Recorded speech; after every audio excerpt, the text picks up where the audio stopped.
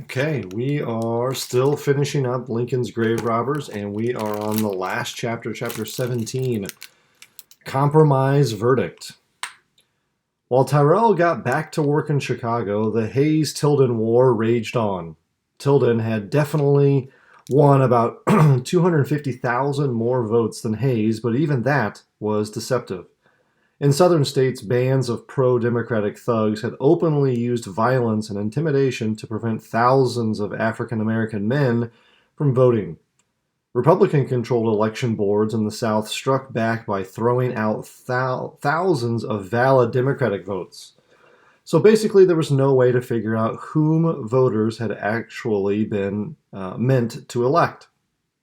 As 1877 began, both sides were still battling over three undecided states: Florida, South Carolina, and Louisiana. The inauguration of the new president was set for March 5th. Tilden or blood, shouted furious Democratic crowds. There was talk of armed marches on Washington, maybe even another civil war. A panicked Congress scrambled to set up a special commission made up of 5 members of the House of Representatives, 5 members of the Senate, and 5 Supreme Court justices. Their task was to decide who won the election. The commission had 8 Republicans and 7 Democrats. The vote was 8-7 for the Republican, Rutherford B. Hayes. The trial of Jack Hughes and Terrence Mullen began on May 29, 1877. The Springfield courtroom said a local reporter was crowded to the utmost capacity. The prosecutor, Charles Reed, produced a parade of witnesses. The manager of the St. Charles House identified Hughes and Mullen as guests in the hotel on Election Day, showing the jury the register book in which the 2 men had signed in under false names. Charles Elkin, the streetcar conductor, testified that he saw 2 men running from the Lincoln Monument grounds late that night. The farmers, Thomas Kegel and John Dixon, told of seeing Hughes and Mullen the next morning. John Carroll Power testified about seeing Hughes and Sweglis at the monument the afternoon of the robbery attempt. Private Eye George Hay told the jury about his embarrassing accidental gunshot and identified Hughes as one of the men he had seen at the monument while waiting inside Memorial Hall. Tyrell produced the tools left behind by the grave robbers and told his story. Sweglis spent 2 hours on the stand detailing his work as a roper and his role in the plot. Defense attorneys attacked the roper, calling him a liar and a thief, but Sweglis was not shaken in the least, reported the Illinois State Journal. This was all very damaging to the defendants, but it was the 2 letters Mullen wrote from jail that really sank them. Charles Reed showed them to the jury and had them read aloud. Here was Mullen, in his own words, begging friends to provide him and Hughes with bogus alibis. When it was Hughes' turn to take the stand, he stuck to the same basic story he'd been telling since the arrest. Sure, he and Mullen had been in Springfield on Election Day to find Mullen's sick brother. Sure, they had been seen with Sweglis, but he kept following them around, urging them to rob Lincoln's monument. In fact, Hughes explained that's why they left town in such a hurry that night. They knew Sweglis was about to commit this crazy crime, and they knew they'd been seen in town with him. So they hit the road to avoid unjust suspicion.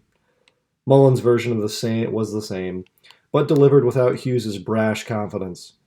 He talked so quietly that the judge had to keep asking him to speak up. Closing statements finished up at 1 a.m. The jury met all night, quickly agreeing that the men were guilty. But there was a debate over the proper punishment, which could be up to 5 years. Hughes and Mullen did not impress the jury as particularly bright. They just didn't seem capable of designing a complex plot to steal and ransom Lincoln's body. Several jurors were convinced Sweglis was really the brains of the operation. The next morning at 9 a.m., the courtroom was packed again to hear the jury read its verdict. We, the jury, find the defendants guilty as charged in the indictment and fix the term of their confinement in a penitentiary at 1 year each. Tyrell was disappointed. The sentence, 1 year in this penitentiary, is a compromise verdict, he complained to Chief Brooks. Discussing the surprisingly light sentence, the Chicago Times expressed the same doubts as its jurors. There is reason to believe that the actual extent of the plot is not yet exposed, and many think that Mullen and Hughes, though really guilty of complying in the plot, did not contrive it, but are really the tools of a smarter man. That reporter had no idea how right he was. Hughes and Mullen were handcuffed again and taken by train to Joliet. There they joined Bidd and Boyd as prisoners at the Illinois State Penitentiary. Tyrell returned to Chicago and went back to chasing conniemen. On June 21st, he took a quick break to visit Robert Lincoln, who had asked him to stop by. When Tyrell arrived, Lincoln pointed out a large portrait of his father. He wanted Tyrell to have the painting as a gift for protecting his father's remains. I thanked Mr. Lincoln for his kind appreciation of my actions and said that I had only done my duty. There was just one last detail to settle. Chief, I have the tools captured by me on the night of November 7th, 1876 in the monument, which were used as evidence in the trial of Terrence Mullen and Jack Hughes. What shall I do with them? Tyrell suggested that the Lincoln Monument Association might want them. Brooks agreed. That summer, Tyrell traveled to Springfield to investigate one of his ongoing counterfeiting cases. Before leaving town, he rode out to the Lincoln Monument and handed John Carroll Power a box containing a hammer, a file, a bullseye lantern, a pair of pliers and a saw blade, and a broken padlock. Power put it on display in his glass case in the Memorial Hall. Last but not least is the epilogue.